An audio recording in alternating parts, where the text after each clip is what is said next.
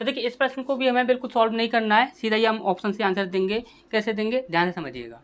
हमने बोला कि यहाँ पर बोला गया है कि मीनाक्षी ने 12 लाख रुपए का निवेश करके एक व्यापार आरंभ किया। 5 माह बाद 9 लाख रुपए की पूंजी के साथ अभय इस व्यापार में साझेदार हो गया। वर्ष के अंत में 4,41,600 के लाभ में से अभय का हिस्सा कितना होगा, ये हमसे यहाँ पर पूछा गया है। हमने बोला कि यहाँ पर देखिए समय समान नहीं दिया गया है। यदि समय समान नहीं दिया गया है तो आपको एक काम करना होगा। यहाँ पर देखिए, यहाँ पर आपका ये 5 जीरो हैं, तो ये 5 जीरो और ये 5 जीरो आपस में एक दूसरे को कैंसिल कर दीजिए। अब यहाँ पर देखिए, यहाँ पर 9 है और यहाँ पर आपका 12 है और यहाँ पर कितना है, 9 है। हमने बोला कि समय क्या हिसाब से है, तो समय इस हिसाब से है कि मीनाक्षी ने तो पूरे 12 महीने, यानी कि एक साल में आपके पूरे 12 महीने होते हैं, तो 12 महीने के लिए आपका क्या किया था, निवेश किया था। यानी कि मीनाक्षी ने 12 महीने के लिए किया था, तो 12 को गुणा 12 में करेंगे कितना हो जाएगा, 144। और यदि हम यहाँ पर देखते हैं तो यहाँ पर जो अभय ने क्या किया था कि 9 लाख रुपए की यहाँ पर राशि लगाई थी, लेकिन उसने कितने समय के लिए लगाई थी, उसने पूरे 1 वर्ष के लिए नहीं लगाई थी, वह 5 महीने बाद आया था। यदि 5 को यदि हम माइनस कर देते हैं 12 में से, तो हमारा कितना बचता है, 7 बचता है। तो 7 का गुणा इसमें कर दीजिए, 9 सत्ते 63।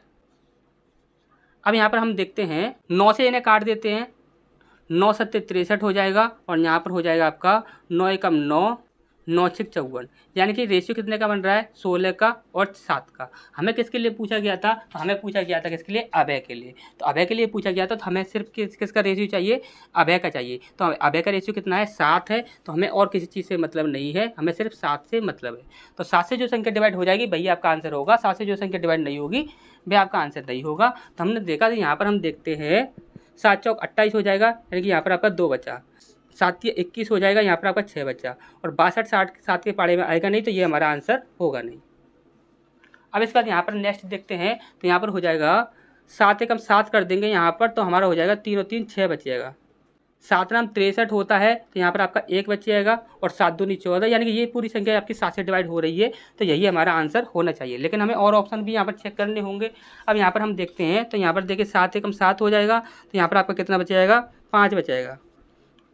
7 8 56 होता है, यहाँ पर आपका 1 बच जाएगा, ठीक। और इसके बाद हम यहाँ पर देखें 7 दूनी 14, यहाँ पर 5 शेष बच जाएगा, यानी कि ये भी आपकी 7 से डिवाइड हो रही है, तो ये हमारा आंसर होगा नहीं। इसके बाद हम यहाँ पर देखते हैं 7 सत्ते 49 होता है, यानी कि यहाँ पर आपका 5 बच जाएगा। और 7 सत्ते 49 होता है, तो यहाँ पर आपका यहाँ पर 1 और 1 2, यानी कि 2 बच जाएगा। यानी कि ये भी संख्या आपकी 7 से डिवाइड नहीं हो रही है, तो ये भी हमारा आंसर नहीं होगा। तो 7 से डिवाइड होने वाली सिर्फ एक ही संख्या है, तो यही हमारा आंसर हो जाएगा, ठीक। अच्छा, समझ आ गया होगा।